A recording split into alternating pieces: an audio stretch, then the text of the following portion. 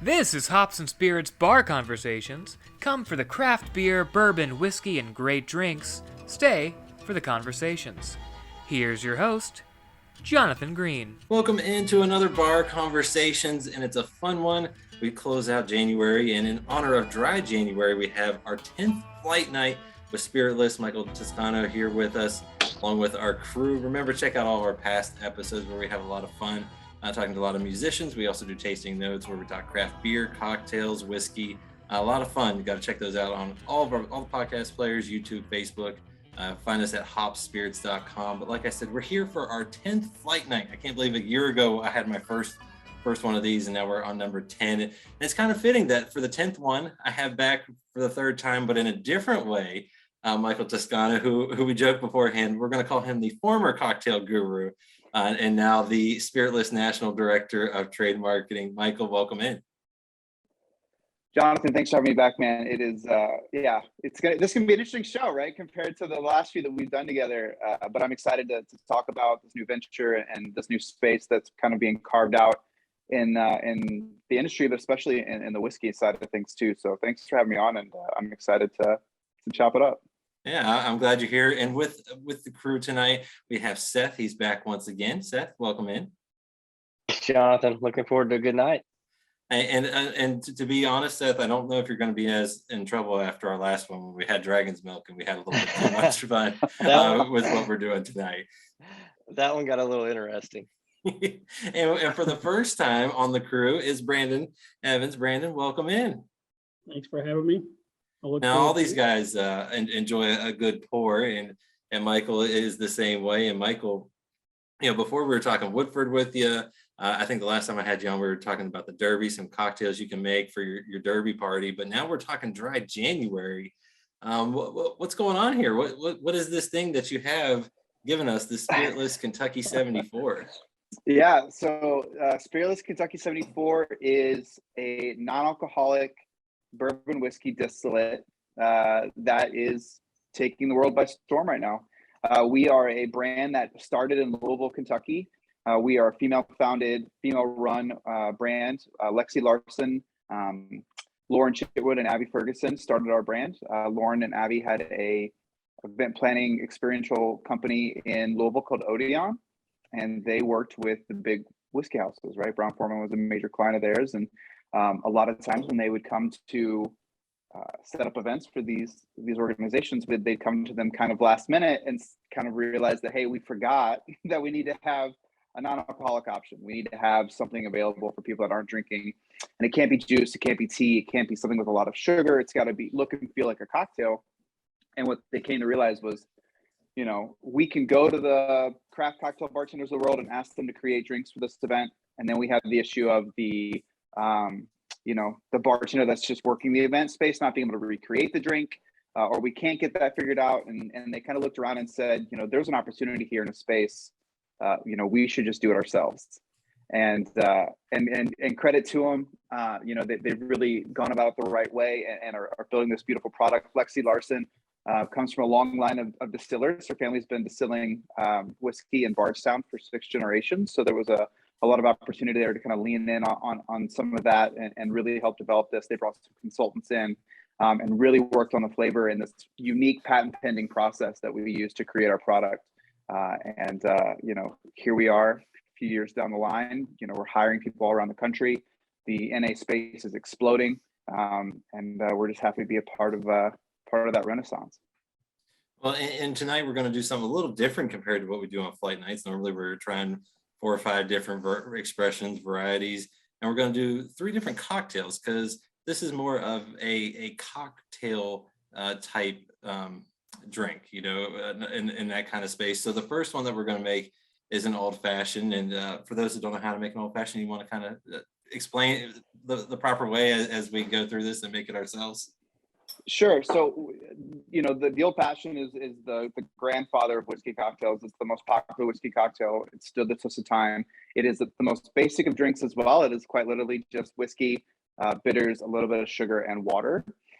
So for our recipe though, and you kind of hit on this a little bit, right? Non-alcoholic products they're a little bit different than traditional whiskey or traditional non-alcoholic spirits, really. And I think it's kind of important to talk about that as we get into this. So when you remove ethanol from a distillate, which is something that we're doing, and I think we're going to talk a little bit about that process here in a second, but you remove the burn of alcohol, but you also remove a little bit of the weight. And so a non-alcoholic spirit really has kind of the mouthfeel and texture of a tea. So it's really unique in that we have some fun ways that we can recreate some of those velvety textures that we're so used to when we drink a non-alcoholic, or an alcoholic spirit. So for our product, instead of a traditional recipe of 2 ounces of whiskey, quarter to half an ounce of sugar and bitters, we're actually going to adjust this one a little bit. We're actually going to add 2.5 ounces of Kentucky 74, and then a quarter ounce, maybe even a little bit less, of what we would call an extra rich Demerara syrup. And all that is, so simple syrup is traditionally just 1 part sugar to water, right? That's a traditional, really easy one to do. So a rich syrup is just 2 parts sugar to 1 part water. And what you're doing is you're just creating a little bit more of a thicker syrup to help kind of replicate that richness that we're missing because the ethanol is not there. And then we want to have a little bit less sugar in the old fashioned because you don't have the ethanol to cut through the sweetness. So if you did like a traditional old fashioned with half an ounce of simple syrup in our product, it's going to be really sweet. So, and then we do a little bit more because we're not going to stir this over ice like a bartender would. You're going to build this in a glass, give it a little bit of a stir, and then you're going to add ice to it to just chill it down. Because if you start to stir it up in a mixing glass like a traditional bartender would, you're going to dilute it really quickly and you're going to make it really thin. And so we don't want to do that either. So in a cocktail glass, you're going to do your 2.5 ounces of Kentucky 74, your quarter ounce or less of your rich Demerara syrup, and then 2 to 3 dashes of Angostura bitters, right? As much as you want there. I think that, bitters like salt and pepper. I think that's kind of up to everybody. The traditional recipe is about 3 dashes. And then, give it a couple stirs to make sure it's mixed in, add your ice, give it that orange swath garnish over the top to express your orange oil. And then you've got a really beautiful, light, old-fashioned, that hits all the flavor notes you want, but isn't necessarily going to punch you in the mouth like a traditional whiskey old-fashioned would. I was gonna say I enjoy a good apparently this is getting to me. I enjoy a good old-fashioned. Are we sure there's nothing in this? Yeah, but did you grab the right bottle? I think so. If you ask people, some things I get tongue-tied even before I start having fun. So I enjoy a good old-fashioned. This is kind of nice to just have when you're sitting around, after a long day, and you don't always want to hit the hard stuff. I'm curious to see what Brandon has to say because he's an old-fashioned guy. That's him and his lady. Those are some of their favorite drinks. So I'm curious to see what he has to say. I'm very interested, especially if you got a little tongue-tied after the first couple of drinks. That's just me. Yeah, you ought to see me on some of these other ones, especially when I try to say names. I'm lucky that Michael's been on this a few times because otherwise I'd have butchered his name. Seth, I see you because you didn't try this beforehand like Brandon and I, where we bent the rules a little bit. Yeah, I did bend the rules just a touch. I poured it in and had it neat first. You're right, Michael. It's got that like almost tea mouthfeel, like this. When you compare it to bourbon, it feels like it's missing something. But when you combine it all, I mean, it tastes like an old fashioned. It's good.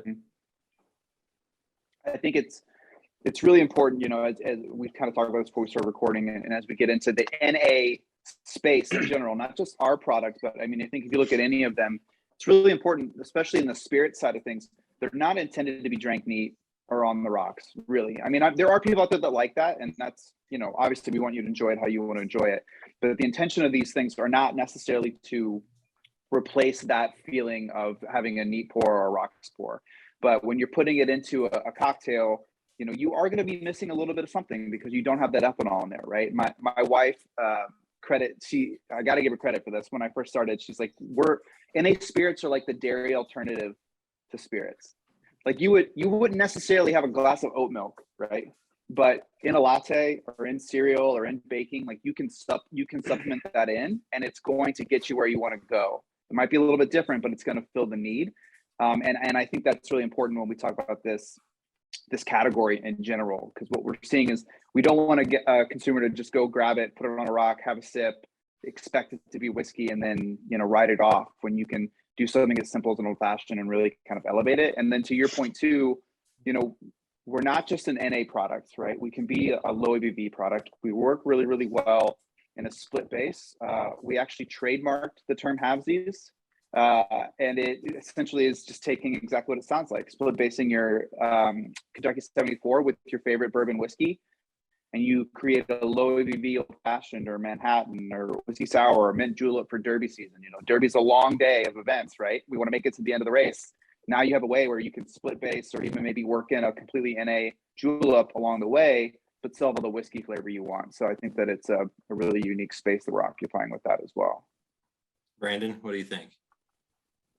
It's like Seth said, it smells like, has that tea smell, but it's very, I think it's really good for exactly what it is. You know, I was telling Jonathan this earlier, but I taste like peat is what I kind of get that back taste of, like kind of like a peated scotch really, but is what I get that flavor, but I don't get a strong flavor of it, but it's just that little hint that honestly, that if I didn't know any better, I wouldn't know that it was, you know, non-alcoholic, but you know, seriously, because I get that kind of smoky, you know, that feel that you get from a peated whiskey. Well, I don't want anybody out there to think that you're a plant in this podcast, but that's a perfect segue into kind of talking about our production process, because I think that's super important. You know, we talked about Lexi a little bit ago and her family, and you know, really leading into, we wanted to create a distillate. We didn't want to buy, you know, a glycerin based liquid and macerate and, you know, try to create the flavor. We wanted to do it the right way, and it actually started with them, like, you know, whirly pops and PVC pipe in a basement and grabbing, you know, handles of, you know, high proof bourbon off the shelf at the Total Wine and, you know, Liquor Barn, and like trying to reverse distill in a basement. Like that's how it started.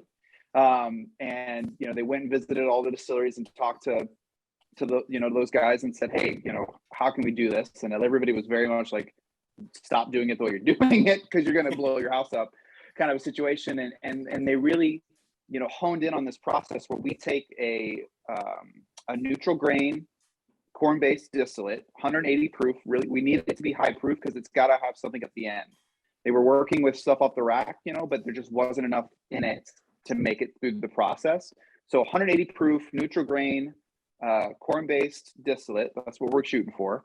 We do what's called a thermal extraction, and I think, Brandon, this is where you're getting some of that smoke and that peat from. So we take 3 terroirs of American oak with 3 different toast levels, 3 different char levels, and don't think of like staves, but think more of like pellets, like wood pellets. We put it into essentially what equates to a basket, and we do a low and slow cook with the neutral grain spirit to extract all those flavors that we want out of the wood and to help kind of put some age on that product. And then from there, we put it into a stainless steel pot still, and we distill it like a traditional whiskey. But instead of taking a cut from the heart, there are parts of the heads and tails that we can take that miss all the congeners and the fusel oils and all the bad things we all know are in the heads and tails, but there's still flavor in those things where we can pull that don't have the alcohol we don't want, but have all the flavors we want. We're missing all those things that give you the hangover and all the sugars and all that bad stuff towards the end. And we essentially distill like that. And then it comes out, you know, we do a large batch run like most bourbon houses do to create a consistent flavor profile. You know, and you get this beautiful shelf stable, non-alcoholic distillate that has all the essence of bourbon without the alcohol. So, you know, it's a patent pending thing. That's literally all I can tell you, because that's all I know that I've had to learn. There's still so many questions that they won't answer for me yet either. But, you know, I think it's a testament to the quality of the product. It's a testament to, they knew if they were going to do it, they wanted to do it the right way. And I think that's why you can have an old fashioned and, you know, go from having it neat, not being sure how to use it, and then having it with a handful of ingredients anybody has around the house, and all of a sudden it becomes a cocktail that, you know, you couldn't even tell necessarily was an alcoholic. And how did, you know, because we talked about this a little bit maybe at the beginning and beforehand, because I always, even when I've done some of the tasting notes with some of the guys on the show about dry January, you know, it's not apples to apples, because if you're expecting that, you might be disappointed. But if you go in it with kind of an open mindset, you know, you could be impressed. And how does it kind of act like a bourbon, but not really be a bourbon? I mean, I think it all goes back to the mouthfeel and the burn are not going to be the same, right? I think the flavor profile is pretty close. I mean, honestly, I think it's right on. I mean, for me, I like drinking this product. I drink it with just soda water, with just a highball or a whiskey ginger, and all of the essence that I want in my head, right? So I haven't had a drink in over 2 years. It reminds me of exactly what a whiskey highball tasted like when I was drinking whiskey highballs, right? So for me, because the soda water or the ginger beer or whatever, it's cutting the burn and the weight anyway, but the flavor of bourbon is still there at the end. So I think for all intents and purposes, you know, that is the biggest differentiation between a foolproof spirit and a non-alcoholic spirit. You know, we aren't adding, there are some out there that will add a little bit of pepper to try to replicate that burn. You know, what you're getting from us is coming from the wood, and it's as natural as it can be, which I think is also pretty unique to us. Yeah, that's pretty awesome. Yeah. And then you talk a little bit about Lauren and Abby and Lexi and how they kind of got started. But can you know, what was their journey like with this? Because you kind of gave the I call it the Cliff Notes version, but you know, once they kind of got it up and running, there's still a lot more that goes into trying to sell people on a spiritless bourbon. Sure.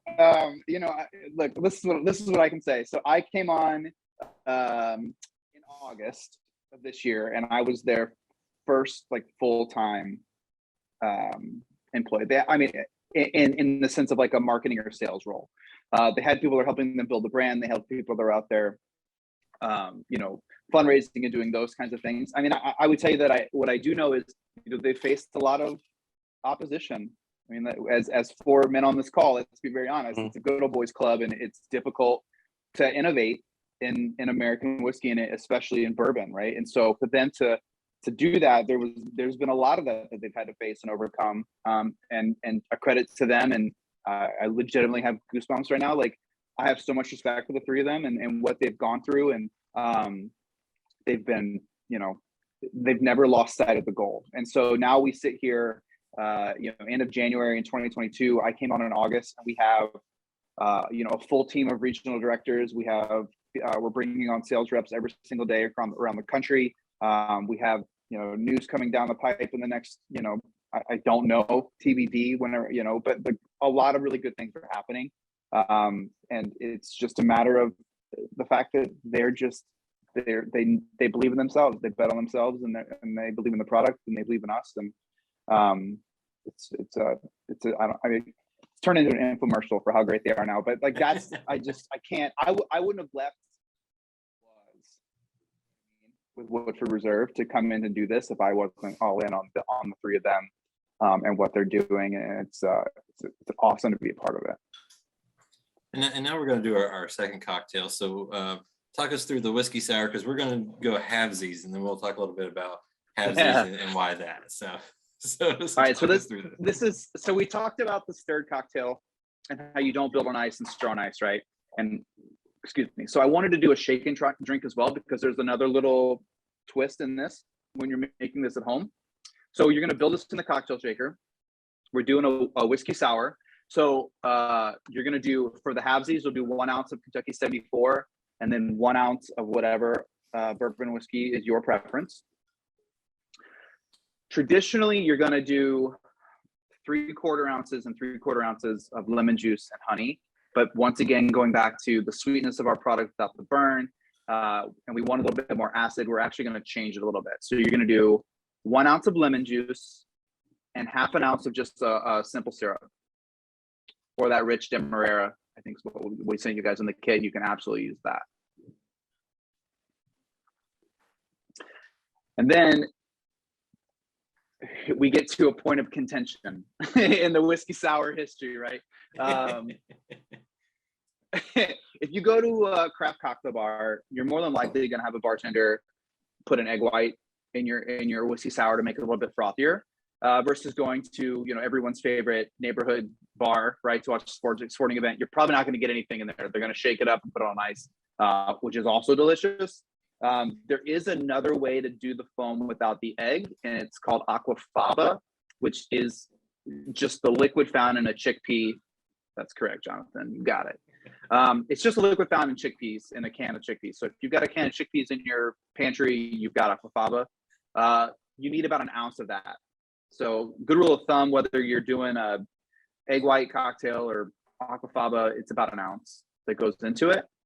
So you're going to put the bourbon, the lemon juice, the honey, the simple syrup, and the aquafaba into the shaker.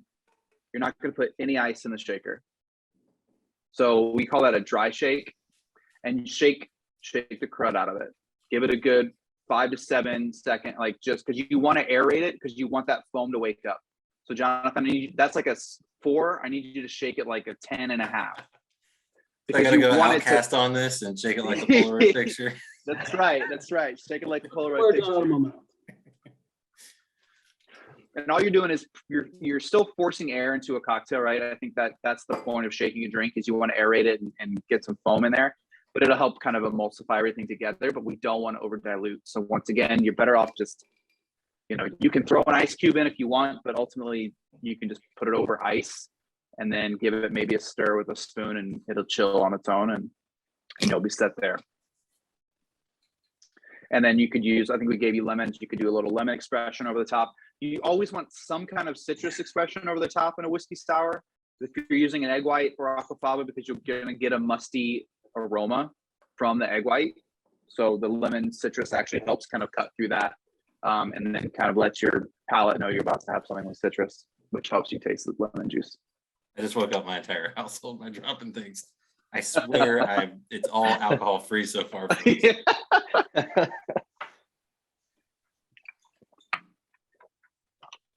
Brandon had the best shake. I'm just saying. What? Brandon you had the best shake. I'm just saying. He's the more experienced one. The foam on, so do your listeners know we can see each other while we do this? Yes, there is video of this too. So. Oh, great, perfect. So Seth's foam, it looks great. Yeah, I think that looks fantastic. I was surprised at how foamy it came out. Mm-hmm. So I guess I'm curious what the bourbon was everybody used to match with 74. And then what your thoughts are with the drink. I did Wheel Horse out of Owensboro. Well, that's where they source it from, is Owensboro. I like the combo of this. Yeah. What typical Woodford. Appreciate that. Nothing wrong with that. I went with my go-to house Old Faithful Bullet Rock. Nice. Ooh, a little spice. Yeah. Putting a little spice in there too. I like that. So I think this is I guess, Jonathan, you like it. Seth, Brandon? We got a head tilt from Brandon on that. I appreciate that. Yeah. That one was a little surprising. Like in a good way. Like for real. Good. Yeah. Good. Yeah, because I'll go for it, Seth. I say you wouldn't expect it to be the halvesies when you drink it. That's good. Mm-mm. No, and Michael, before when Brandon picked up all of his stuff today, he goes, "How honest do I have to be?" I go, "You gotta be honest. We're with someone I know. We got to be honest." He goes, "Okay." So he's being honest on that one. So you talked a little bit too about the go halvesies. So you talked a little bit. What is that? Why would people maybe look into that? And kind of how does that play too? Because obviously that's going to drop the ABV. Yeah, I mean, so that's really where we're at, right? That's the piece of it. I think what's important here, I always kind of tell the story when I talk about halvesies. When they first told me about halvesies, I thought I didn't get it. And the last thing, as a former bartender, like the last thing I want is another bottle pickup when I'm making a drink, right? I don't want another step. But every single event that I have done in my entire time in this role, it has been the best way for us to introduce this product to people, and they have been so receptive to it. And I think the most important piece here, once again, our brand, but the category in general, while I am sober, we are not a sober product, right? We are here for, I've come to say, like, we are for anyone, anytime but we aren't for everybody all the time, right? So this is a situation where like you have a long night ahead of you and you're out with your friends, you want to drink, but you know you're going to be out for hours. Like this is a great way to get started. Or you've been out and you need a break. It's a great way to work that in. You're hosting your in-laws at your house and you don't want to get in trouble. Like, I mean, like those are things that are there, but there's also a wellness piece to this too, right? I think that we have to acknowledge as an industry, brands have wellness events and then give you alcohol afterwards, which is kind of a contradiction to some degree a little bit, right? We look at our product, it's 15 calories for 2 ounces, less than a gram of sugar per serving. We're gluten-free, we're vegan. We check all of those boxes. And so halfsies is just another great way to literally take your ABV from 30-40% in a cocktail down to under 20. And then also help lower your sugar, lower your carbs, lower all those other things as well. So this isn't just for people that don't want to drink anymore. This is for people that, hey, I want to live a healthier life, or I want to take a break today, or like, I still want to go for that run later tonight, or I just left yoga and I feel great, but I still want a whiskey sour. Like, so I think that all of those things are there, and I think that comes from, their experience in creating events and creating experiences all around Louisville, right? You want people to leave that event feeling great, and this is a product that can let them enjoy their time there, and then also still leave and have a wonderful night ahead of them, or next day. Yeah, the next day is always good, as all of us I think have to work tomorrow. Might get an adult snow day tomorrow. Well, that's true. Those do occur, and Kentucky's actually been getting some snow. I know you just left from Kentucky, Michael. Yeah, so, you've got more snow, I think, in Kentucky than we've got in New York. I think we're gonna get snow tomorrow, but we've only had one little dusting, and I feel like Kentucky has had more snow days than New York at this point. So now for the panel here, Seth and Brandon, what's your thoughts about, this being something that you could talk someone into, or just slip it into a drink and see what they think? Well, for me, I'm probably going to have 2 more of these after we finish this. This is really good. I mean, I don't think you have any problem with it. I mean, I think You would.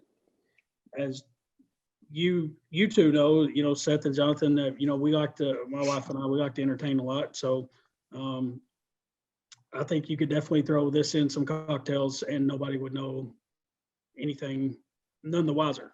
I mean, honestly, I think it gives you that flavor and that profile that you would think that was, the same bourbon or whiskey or whatever it may be.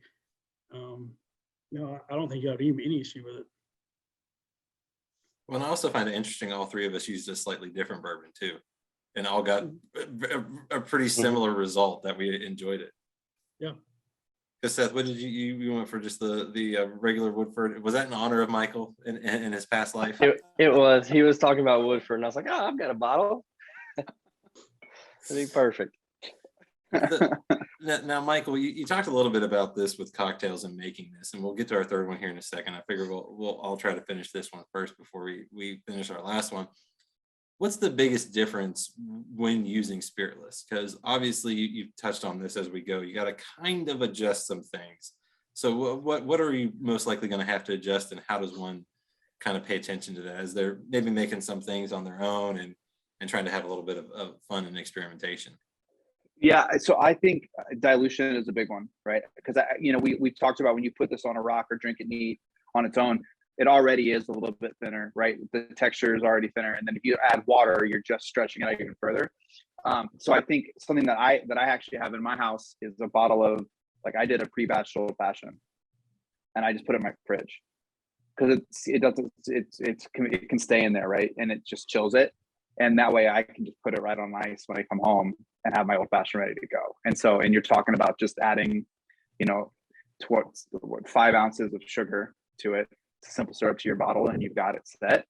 So I think dilution is one people gotta, when you're making the drink, thinking about that. And then sweetness, I think is really the other piece of that too, right? I think if you do a traditional recipe, or if you're used to having half an ounce of, syrup muddled with mint in your julep, I would maybe back it down to a 1/4 ounce for your first run on the old fashioned, or maybe add an extra dash of bitters in your old fashioned. I'm sorry, in your julep, or add an extra dash of bitters in your old fashioned or something like that to help kind of cut that out. Another thing, we haven't talked about this, but ginger is a really great flavor to add to help elevate the spice, to give you some of that ethanol-y kind of burn. So whether that's like, there's brands that make ginger bitters, or just taking ginger and putting it into the syrup when you make it, like, just peel it off, right? And then really chop it up and just add it into the syrup. And then when it boils, just reduce the heat and let it sit for 10 minutes. And then you'll have a ginger spice syrup. And that also can help replicate some of the burn that you were missing without having the ethanol. And is there anything to watch out for? Like, yeah, don't do that. Besides maybe throwing in a little ice and so forth. No. there is. I'm sitting here. I'm looking at it's funny. My home bar is right here, and it's shifted over the years to we have a lot of NA products because we want to try everything that comes out. My wife and I, and there really isn't anything holding us back from being integrated into any whiskey cocktail that you're used to doing. Really, I think if you just watch dilution and watch sweetness, you can do anything with our product that you would do with regular whiskey. So no, I think no. Do whatever you want with it. Yeah, do whatever you want with it. I'm going to try to reduce it and make a syrup with it. We're going to do some fun stuff. I like that. It sounds like you guys are going to, especially next snow day, you guys probably have, if you ever get one, you'll have a little bit of fun at home. For sure. So for our third and final cocktail, we're going to go halvesies on a hot toddy. So walk us through this. Because I'll be honest, I don't know if I've actually had a toddy. Like ever? Possibly. It's funny because it's my wife's grandmother's favorite drink. She has one of those at 4:00 every day. It used to be 5. She's gotten to 93 now, so it's moved up a little bit. So. It could be 11 o'clock in the morning if she wants. She's earned it. Happy hours anytime you want it to be. That's right. So I chose this drink for a couple reasons. I chose it, one, because it's cold and it's winter and hot toddies are fantastic. 2, this also lives in that highball space that I was talking about, because it's a really simple drink and the hot water would cut the burn and the weight anyway in a toddy, but the flavors still shine through. Like, this is the one that I feel like if you gave this to anybody, I don't know that they would know it was non-alcoholic. So in a mug or a toddy glass or whatever, you're going to do 1.5 ounces of, you can do 2 ounces really of Kentucky 74, or the 1 ounce of each product, just to keep the math easy, right? So 1 ounce of Woodford and 1 ounce of Kentucky 74. You're going to do 1/2 ounce of honey, a honey syrup. If you cut it, it's just 1-to-1 sugar or honey to water, but about 1/2 ounce of that, maybe a little bit less, and you can always add more if you want. And then just a little splash of lemon juice. So if you've got a little bit of, if you juice the lemon for the whiskey sour, if you've got a little bit left, you really just need, like a spoon's worth of lemon juice. That's another one that I always recommend. Go light, and then you can always add a little bit more if you want a little bit more tartness in your hot toddy. And then once you got that in the toddy glass, you're literally just going to put hot water into the glass, give it a stir, and then take a lemon wheel, cut a lemon wheel off the lemons we gave you. I think we gave you cinnamon sticks too, maybe. Mm-hmm. If you feel so inclined, if you've got if you smoke and you've got a lighter near you or something, you could light it up towards the cinnamon stick a little bit, maybe. If not, no big deal, and it just goes in and becomes a really nice aromatic in the hot toddy. And you're set. I think when I first started making hot toddies, I was so surprised that it was that simple, but it's delicious. And You've never seen me make a cocktail. Everything that people tell me is simple. I try. Doesn't always go well, but I'm getting better. You've done well so far. Everything looks great. You've done tonight. Well, and I even do a video series called Cocktail 30 where I try to not screw up things. Sometimes they go well because I try to do a little riff on some things from time to time, but others, man, it just, I don't know what I do wrong, but maybe it's me. I don't know.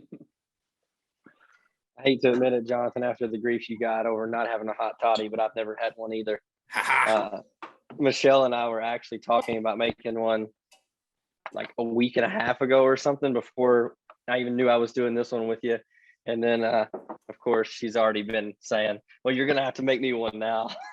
So we'll see how it goes. We'll let her try the Kentucky 74 as well. This is another drink, you know, we're giving you the bare bones of it. Hot toddy, similar to an old fashioned. They're great drinks because you can modify and make them your own with really not a lot of work, right? So like whether you change your bitters in your old fashioned, this is another one where like if you have some ginger and you chop it up, put it in the, you know, add honey and water equal parts, a little bit of ginger, you could put allspice, nutmeg, cloves, cinnamon, all those mulled spices. You could make a really amazing ginger spiced honey syrup and use that in the top, and like it just elevates all the other flavors, right? So like, and it would take you 10 minutes, you know, on your stove top in your house. And so that's a kind of a fun one. You could always add black tea or any kind of tea that you want if you don't want to just use water, and it gives you a whole other level of flavor. Black tea is really kind of like has been the common whiskey replacement and from an NA standpoint, right? So like the last two derbies with Woodford, I drank a lot of black tea, mint juleps. Like that was kind of what you had as your option. So you could always do tea instead of water as well, and just gives you another level of flavor. But realistically, the OG lemon, honey, bourbon, water is perfect. Yeah, no, I enjoy it. I could see why people enjoy a hot toddy on a cold day. Yeah, no, that I think I did it right. I don't know. We'll see. It tasted okay. So. Yeah, as long as it tastes good, man. I don't, you know, it's all good. The color looks good for what I could just see right there. It looks like a toddy. Yeah, I like I said, it's that's what I love too about what we're doing today is it's straightforward, simple stuff. Because I was like, you know, we're all capable of mixing these things, but we're not. You know, we may not have a full bar. Brandon has a few more tools and fun than the rest of us, but you know, none of us are going to go and open up our own cocktail bar. So, you know, being able to get just something simple but also flavorful is I've enjoyed it. You know, it's just it's pretty neat. And you know, you touched on this as we're going to be drinking through this.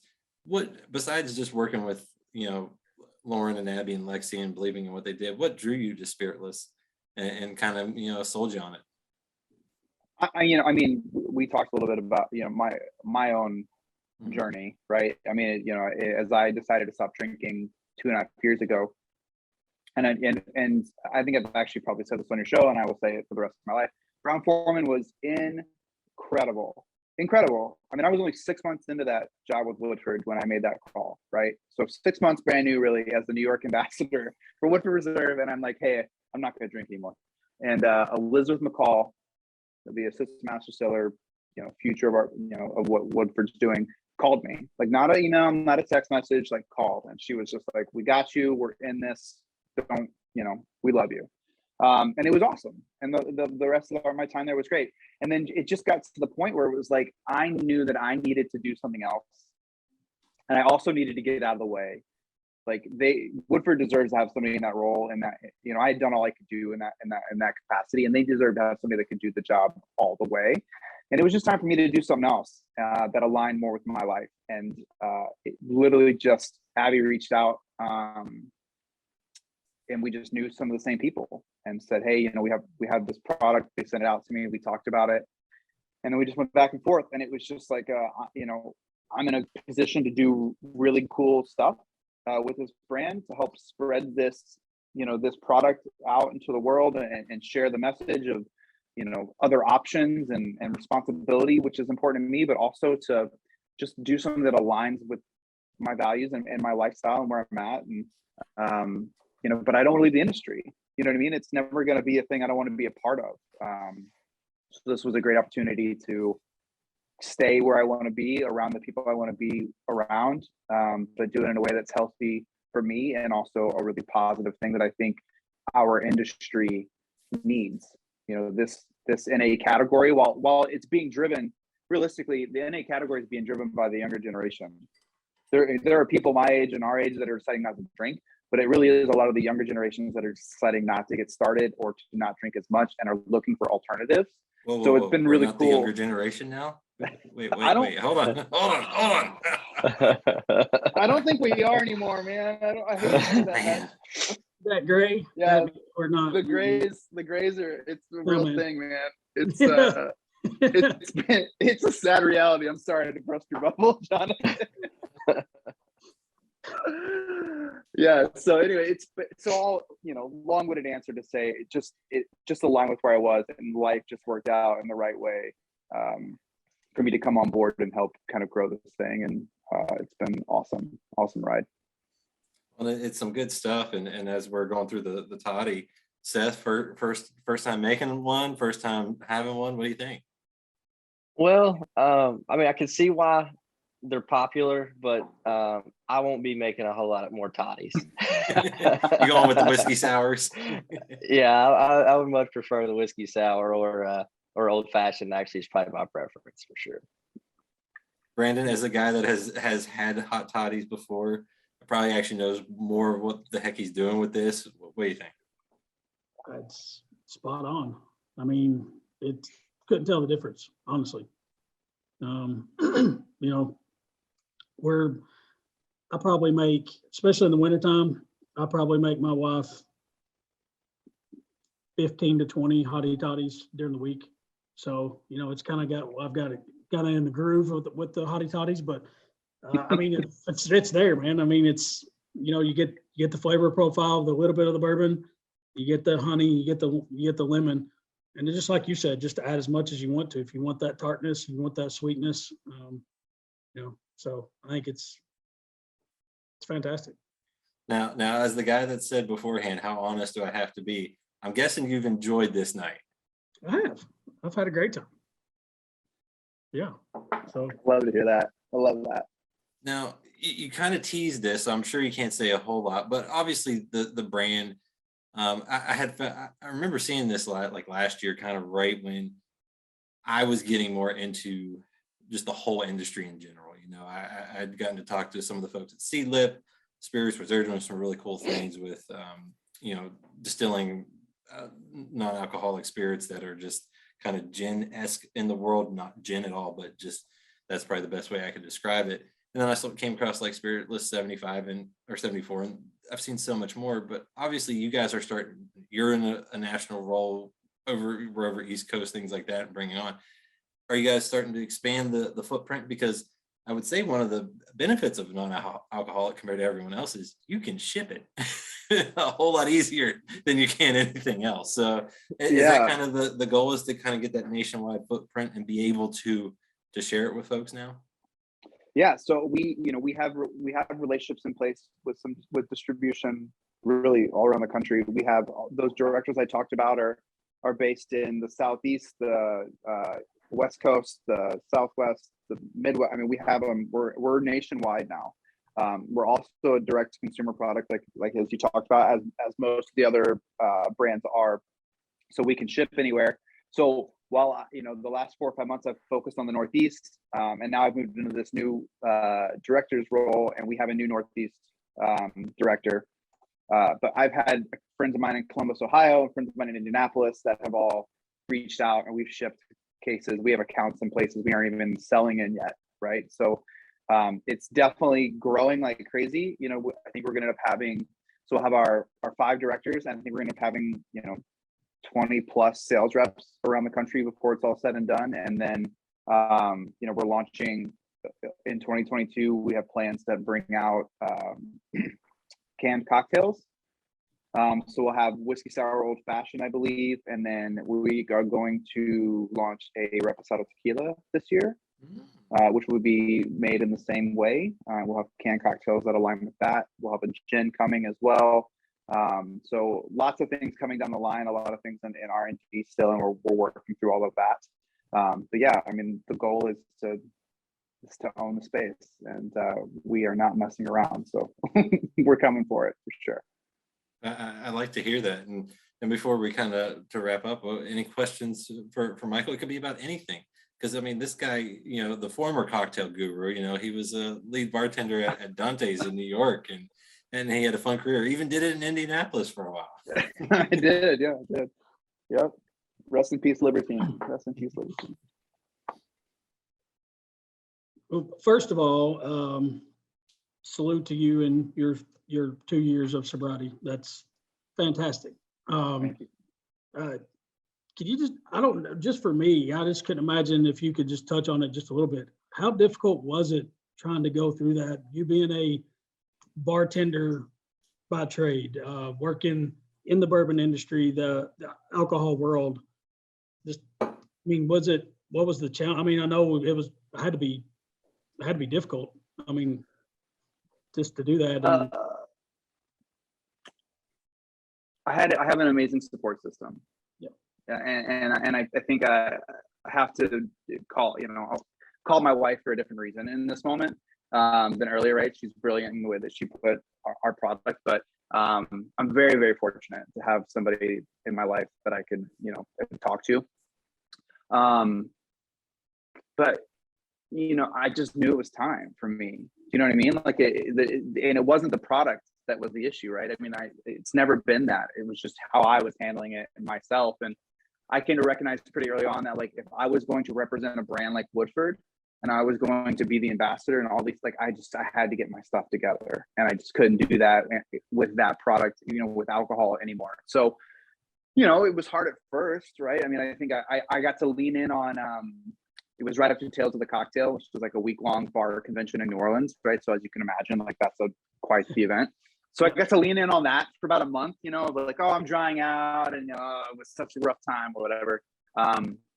So they gave me some time to kind of figure it out. And then I have family that have been through recovery. I have really good friends that I was friends with before that were in. So, like, I just had a really great network. And then, like I said, Brown Foreman was so great. But I think, the truth of the matter is, I want whiskey every single day, every day. It's never going to go away. You know what I mean? So, like, I think the minute that I recognized that, like, the power was gone. It didn't control that anymore. I was like, it's just part of who it is, but it's like, it's just not what I do anymore. So, it's just unfortunate. I was surrounded by great people, and but embrace the struggle, embrace the suck, right? Some people say that, like, that's just part of the deal. Yeah. Got to run the laps, so Absolutely. Yeah. Well, God bless you, man. That's awesome. Great story. Yeah, my question is gonna be a whole lot less deep. So, Brad or Jonathan was talking about you being a former bartender and all, and you talking about the cocktail competitions and things, and like, if you're having people over, what is your go-to cocktail that you're gonna make, for a group? That's actually probably a tough question. Make a cocktail for a group. I'm gonna have it all set up on the table and tell you to go make your own damn drink.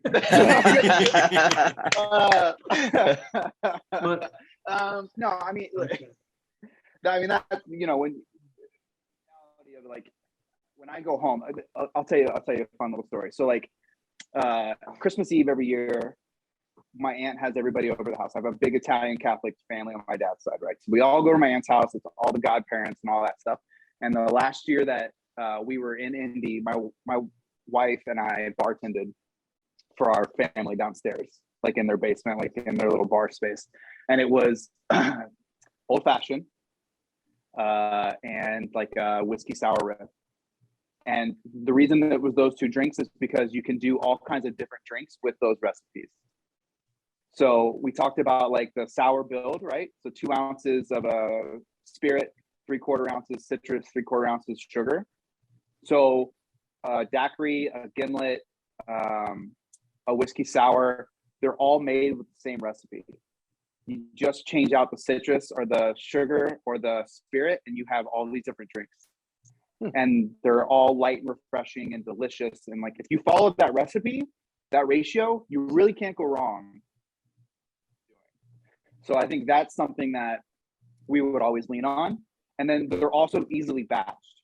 So then you can get a pitcher or a bowl, a punch bowl, and you can easily, the math is not hard to just go, okay, if I do 2, I can do 2, 1, 1, really. So 2 ounces of a spirit, 1 ounce of citrus, 1 ounce of sugar, and then throw bubbles, champagne in there or soda water to stretch it. and it becomes a punch bowl type situation, and it's just done and it's delicious, and they can serve themselves with a ladle. So yeah, so I mean, realistically, they knew where the bar stuff was, but like when I'm hosting family, those two drinks, because then whatever my aunt had in the cupboard, right, which was probably vodka, sour mix, and I don't know, the red plastic cherries in the fridge, like I could work with that, right? I could find a way to work with that into that ratio. So those are probably the two that the two recipes I would work on, and then you could kind of go all over the place with it. Gotcha. I like that. Is there ever a cocktail that you just hated to make that you can say? Sure. Okay. Let me preface this with hospitality. Make the guest whatever they want to drink. Like, it doesn't matter. Like, it doesn't, right? You're there to make the drink for the guest. They're paying for it. Shut up and make the drink. With that said, there were certain things at bars that I worked at that rhyme with schmonte that you had. There were just garnished. There were ways we had, like the whiskey sour. We had a stencil that was die cut with Dante's name in it, and you had like a spray can, like a aerosol spray can with Angostura bitters in it, and you had to spray Dante into the foam on top of the whiskey sour, and then you lift the stencil off real nice, and it was beautiful. It had the Dante's name, bold red bitters colors on it, gorgeous. But on a Saturday night, like, if you don't get it right, you got to redo it. You get one pass. If you don't get it right on the second one, you've got to start all over. You got tickets coming down. Espresso martinis, delicious. So you got to like pinpoint the coffee beans on the top so it looks right. Like, frustrating, very frustrating. So never, not just that the drink was bad, that the drink, that it was hard to make. It was the finishing touches that a program like Dante had, right? Which is why it is so successful and why it is what it is, because that was the expectation of perfection all the time, and there was no excuses. And so like those were two that towards the end you were just like, man, no, please no. Go tell him, do you have to have it say Dante? Yeah, please. Can I just like do like the dropper and the swirl thing, or whatever? Like, it was definitely part of it. And then the vodka soda. Let's call it out for what it is, right? Like, you make the drink for the guests, but I've had guests that show up, another whatever story of like coming into Dante like right when we closed, and we'd called last call, and they were an older couple, and I could tell they were visiting New York, and I was like, man, if that was Junebug, if that was my grandmother, would I serve her? Right? Like, would I have kicked my grandmother out? And I was like, no. So I went out in the street, grabbed them. It's like, come on in, like, I'll make you a drink. It's Dante. You're here for a Dante cocktail. And they sat down and ordered vodka sodas. And I just remember just being like, no, I'm stuck here for another 45 minutes while you drink what you could have gotten at any bar, in the city. But at the end of the day, make the damn drink. You know what I mean? They're paying for it. So.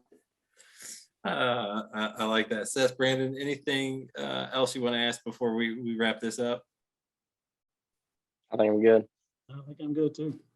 Well, Michael, you actually answered my last question, because you guys have a lot of cool things coming out. I mean, it sounds like a lot of fun. I'm excited to see some of the other products, and I'm guessing they're going to take the same approach on the tequila and the gin and so forth. Is that what's going to happen? Kind of that same fun approach of kind of not trying to blow up their house, but going through the right way. Yeah, I think we've got the production process dialed in now. I feel pretty confident about that. I'm not in that room, right? So my understanding is that's what we're doing.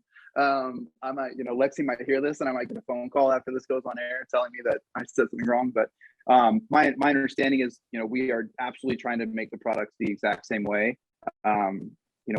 That quality of product that comes from what we've had tonight is indicative of what we want all of our products to live up to.